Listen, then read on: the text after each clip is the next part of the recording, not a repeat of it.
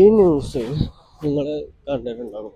Okay, അതായത് ഈ പെണ്ണ് എന്ത് ചെയ്തെന്ന് വെച്ചാല്, ഭർത്താവുണ്ട്, 3 മക്കളുണ്ട്. ഭർത്താവിനും ഇവള് മക്കളൊക്കെ ആയതിനു ശേഷം ഫാഷൻ ഡിസൈനിങ് വെച്ച് പഠിക്കാനായിട്ട് പോയി.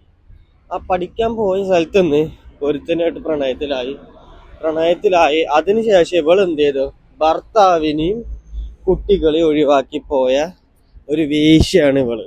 ആ വേശ്യ എന്ത് ചെയ്ത് ചാകണ്ടോ, തൂങ്ങി ചത്തതാണെന്നോളെ കൊണ്ടയോ കൊന്നതാണെന്ന് അറിയാൻ പാടില്ല. എന്താണെങ്കിലും എനിക്ക് ഈ ന്യൂസ് കണ്ടപ്പോൾ വളരെയധികം സന്തോഷമാണ് തോന്നിയത്. കാരണം എന്താ പറയാ, ഇങ്ങനെ ഭർത്താവിനും കുട്ടികളെ ഉപേക്ഷിച്ച് പോണ എല്ലാ വേശികൾക്കും എന്താണ് ഇങ്ങനെ തന്നെ കിട്ടണം.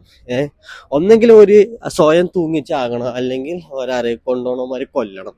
അതാണ് വേണ്ടത്. കാരണം ആ 3 കുട്ടികളെ സിറ്റുവേഷൻ എന്താണ്, ആ ഭർത്താവിന്റെ സിറ്റുവേഷൻ നമ്മൾ പോയ സമയത്ത് ഒരു എന്താ പറയാ, അത്രയും നന്നായിട്ട് കുട്ടികളെ നോക്കി ഭർത്താവ് ഇവള് പഠിക്കണം എന്ന് പറഞ്ഞപ്പോ സമ്മതിച്ച് എല്ലാം ഓക്കെ ആയതുകൊണ്ടാണല്ലോ, സമ്മതിച്ചോണ്ടും കൂടിയാണല്ലോ ഓള് പോയത്. അത്രയും നന്നായിട്ട് ഭാര്യനെ നോക്കി കുട്ടികളെയും നോക്കിക്കൊണ്ടിരുന്ന ഒരാളെ വേണ്ടാന്ന് വെച്ചിട്ടാണ് ഇവള് പോയത്. അപ്പൊ അതിനുള്ള ശിക്ഷ ഇത് ദൈവം കൊടുത്തത് തന്നെയാണ്. ഓളാ വീഡിയോയില് ആ ശബ്ദ സന്ദേശത്തിൽ ഓള് കരയുന്നുണ്ട്. ആ കരയുന്നത് കേട്ടപ്പോ എനിക്ക് സത്യം പറഞ്ഞ ചിരിയാണ് വന്നത്. ഇങ്ങനെയുള്ള വേശികൾക്കൊക്കെ ഇങ്ങനെയുള്ള പണികൾ കിട്ടുന്നുണ്ടല്ലോ എന്നാലോചിച്ചിട്ട്. നമ്മളൊരു ജീവിതത്തിൽ വെക്കുമ്പോ ഒന്നെങ്കിൽ വേണ്ട എന്ന് പറഞ്ഞ് ഒഴിവാക്കി പോവുക. അതല്ല എന്നുണ്ടെങ്കിൽ എന്ത് ചെയ്യാം, ഡിവോഴ്സ് ചെയ്തിട്ട് വേറെ പോവാ. അതൊന്നും ഇല്ലാതെ ഭർത്താവിനും കുട്ടികളെയും വേണ്ടെന്ന് വെച്ചാൽ ഡിവോഴ്സ് പോലും ചെയ്തില്ല, ഭർത്താവിനും കുട്ടികളെയും വേണ്ടെന്ന് വെച്ചിട്ടാണ് ഓള് പോയത്. ഓക്കെ, ഓളെ ചെയ്ത തെറ്റിനുള്ള ശിക്ഷയാണ് ഓൾക്ക് കിട്ടിയത്. അതിൽ ഞാൻ വളരെയധികം ഹാപ്പിയാണ്.